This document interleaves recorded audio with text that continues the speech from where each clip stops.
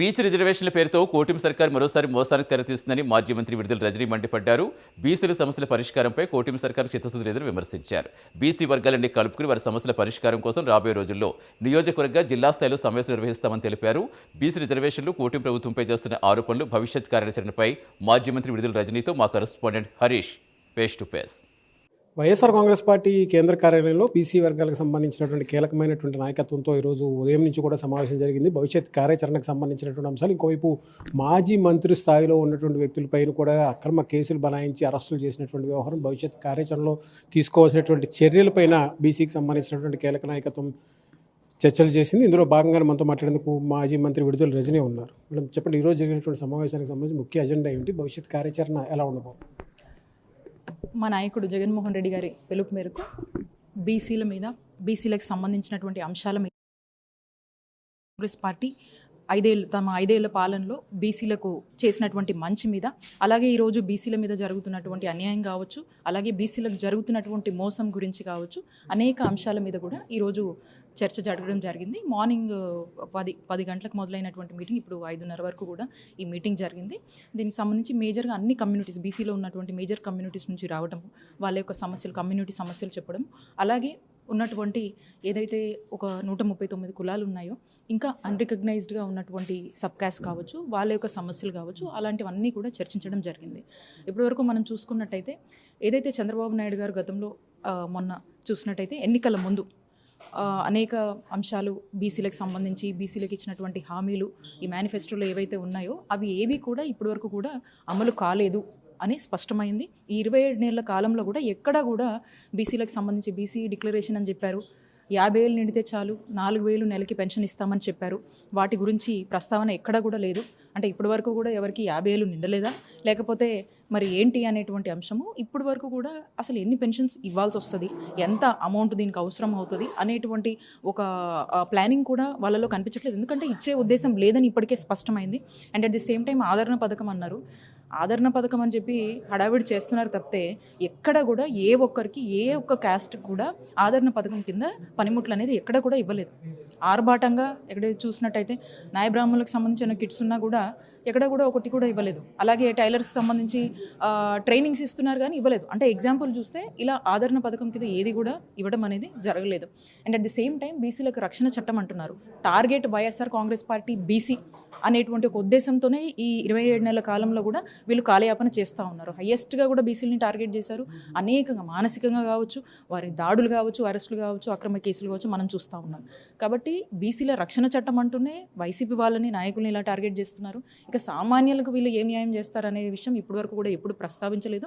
కాబట్టి అది ఊరికనే ఆ రోజు ఎలక్షన్ స్టంట్లో భాగంగా మరి చెప్పినట్టుగానే మనకు అర్థమవుతా ఉంది.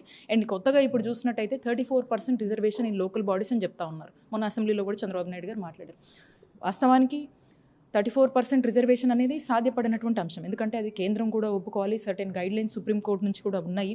ఓవరాల్గా ఎస్సీ, ఎస్టీ, బీసీ అందరు కలిపితే కూడా ఒక 50% రిజర్వేషన్ అనేది ఉంది, అంటే స్టాండర్డ్గా. బట్ దాని మీద ఇప్పుడు 34% అంటే ఆ రిజర్వేషన్ ఎక్సీడ్ అవుతుంది. కాబట్టి ఫస్ట్ బీసీలే రిజర్వేషన్కి సంబంధించినటువంటి రక్షణ చట్టం అనేది మనం తీసుకురావాలి. వాళ్ళకు ఈ రిజర్వేషన్ సంబంధించిన రక్షణ అనేటువంటి అంశం కూడా మనం చూడాల్సినటువంటి అవసరం ఉంది. సో మళ్ళీ షెడ్యూల్ 9 కాన్స్టిట్యూషన్లో కూడా ఇవన్నీ జరగాల్సినటువంటి ఉంది. పార్లమెంట్లో కూడా అమెండ్మెంట్ జరగాల్సినటువంటి అవసరం ఇవన్నీ కూడా ఉన్నాయి. మరి ఇవన్నీ తెలుసు కూడా మరి ఈ విధంగా మళ్ళీ ఒకసారి మాట్లాడి ఇది అవ్వదని చెప్పేసి చంద్రబాబు నాయుడు గారు దీని గురించి మాట్లాడి మళ్ళీ అవ్వట్లేదని చెప్పేసి ఇదంతా వైసీపీ వాళ్ళని చెప్పేసి, లేకపోతే కేంద్రం ఒప్పుకోవట్టు, ఇట్లాంటి అంశాలతో మళ్ళీ ఒకసారి బీసీలని మోసం చేయాలనేటువంటి ఒక పొలిటికల్ స్టంట్గా చూడాల్సి వస్తుంది. గతంలో వైఎస్ఆర్ కాంగ్రెస్ పార్టీ కూడా ఈ బీసీలకు సంబంధించి లోకల్ బాడీస్లో మంచి రిజర్వేషన్ ఇవ్వాలని చెప్పేసి ఆలోచన చేస్తే కూడా వీళ్ళే కోర్టులకు వెళ్ళి అడ్డుకున్నటువంటి విషయాలన్నీ కూడా మీకు తెలిసినవి. కాబట్టి ఇవన్నీ కూడా మళ్ళీ ఒకసారి చంద్రబాబు నాయుడు గారు బీసీలని మోసం చేసేందుకు వేస్తున్నటువంటి ఎత్తుగడగా మనం చూస్తూ ఉన్నాం. కాబట్టి వైఎస్ఆర్ కాంగ్రెస్ పార్టీ ఈ అన్ని అంశాలని దృష్టిలో పెట్టుకొని మేము చేసినటువంటి మంచి, ప్రజలకు జరుగుతున్నటువంటి అన్యాయం, పైగా బీసీలకు ఉన్నటువంటి ఇబ్బందుల గురించి కూడా స్టడీ చేస్తూ ఇవన్నీ అంశాల మీద కూడా చర్చ జరగడం జరిగింది. ఫ్యూచర్లో కూడా గ్రామ స్థాయిలో కావచ్చు, నియోజకవర్గ స్థాయిలో కావచ్చు, జిల్లా స్థాయిలో కావచ్చు, స్టేట్ స్థాయిలో అనేక మీటింగ్స్ కూడా ఉండబోతున్నాయి, అనేక ఫీడ్బ్యాక్స్ తీసుకోబోతున్నాం. ఇవన్నీ కూడా మళ్ళీ రానున్న కాలంలో బీసీలకు మరింత మంచి చేయడానికి, అలాగే బీసీలకు జగనన్న చేసినటువంటి మంచిని గురించి కూడా తీసుకువెళ్తూ ఈ కార్యాచరణ అనేది ఉండబోతుంది. అసలు బీసీ అంటేనే టీడీపీ పునాదులు కూడా బీసీ మీదే ఉన్నాయి కాబట్టి వైసీపీకి అసలు మాట్లాడేటువంటి హక్కు లేదు, గొడ్డల పార్టీ అనేటువంటి ఒక ఆరోపణ కూడా పదే ప్రతిపక్షాల నుంచి మీ అపోజిషన్ నుంచి వస్తుంది. చంద్రబాబు నాయుడు గారుకి చేతలు ఏమి ఉండవు, ఓన్లీ మాటల మీదే కాలయాపన చేస్తూ వచ్చారు. 27 నెలల కాలంలో కూడా అదే చేశారు. ఎందుకంటే జగనన్న 5 ఏళ్ల టెన్యూర్లో కనుక చూసుకుంటే అనేక సంక్షేమ పథకాలు, వెల్ఫేర్ స్కీమ్స్ పెద్ద ఎత్తున కూడా మేము మా టైంలో అమలు చేయడం జరిగింది. మీరు చూస్తున్నట్టయితే 4.5 లక్షల కోట్లు వెల్ఫేర్ కింద రాష్ట్ర ప్రజలకు అందజేయడం జరిగింది. అందులో 50% కన్నా పైగా ఉన్నటువంటి జనాభా బీసీలు ఉన్నారు. వారికి సుమారు మనం చూసినట్టయితే 2 లక్షల కోట్లు డీబీటీ నాన్ డీబీటీ పద్ధతిలో బీసీలకు అందింది.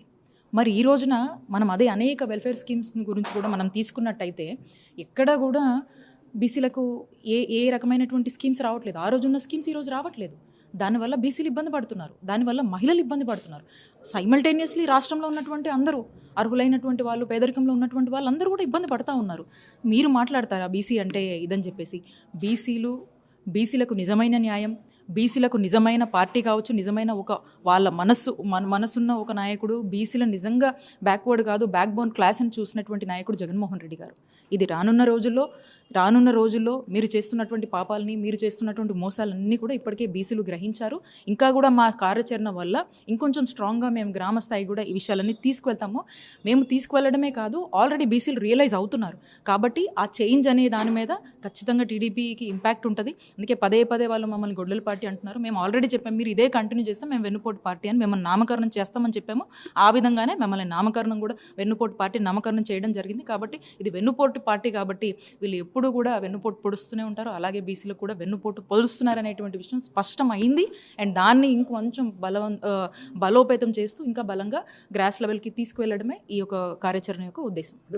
బీసీ కార్యాచరణకు సంబంధించి జరిగినటువంటి సమావేశాలు భవిష్యత్ కార్యాచరణ ఎలా ఉండబోతుంది? నియోజకవర్గ స్థాయిలో దాడులకు జరుగుతున్నటువంటి అంశం, కార్యకర్తలను వేధింపులకు గురి చేస్తున్నటువంటి అంశాలు కూడా ప్రస్తావించారు. ప్రతి అంశం అంటే బీసీలకు సంబంధించి అన్ని అంశాలు, అంటే చంద్రబాబు నాయుడు గారు ఎన్నికల ముందు ఇచ్చినటువంటి హామీ నెరవేర్చట్లేదు అనేటువంటి అంశం కావచ్చు, అలాగే జగన్మోహన్ రెడ్డి గారి టైంలో చేసినటువంటి మంచి అవ్వచ్చు, ఇప్పుడు ఆ మంచి అందకపోవడం వల్ల జరుగుతున్నటువంటి ఇబ్బందులు కావచ్చు, ఇప్పుడు అనేక కమ్యూనిటీస్ నుంచి, బీసీలో ఉన్నటువంటి అనేక కమ్యూనిటీస్లో ఇంకా వెనకబడతనంలో ఉన్నటువంటి ఆ కమ్యూనిటీస్ నుంచి వచ్చే రిక్వెస్ట్ కావచ్చు, రిప్రజెంటేషన్స్ కావచ్చు, వాళ్ళ సమస్యలు కావచ్చు, వాటి మీద కూడా కొంత ఫీడ్బ్యాక్ తీసుకోవడం కావచ్చు. అండ్ ఓవరాల్గా ఈ బీసీలకు సంబంధించిన టార్గెట్లు చేస్తూ వీళ్ళ మీద అట్రాసిటీస్ కావచ్చు, వీళ్ళ మీద జరుగుతున్నటువంటి దాడులు కావచ్చు, అన్నిటి గురించి కూడా ఈ కార్యాచరణలో డిస్కషన్ ఉంటుంది.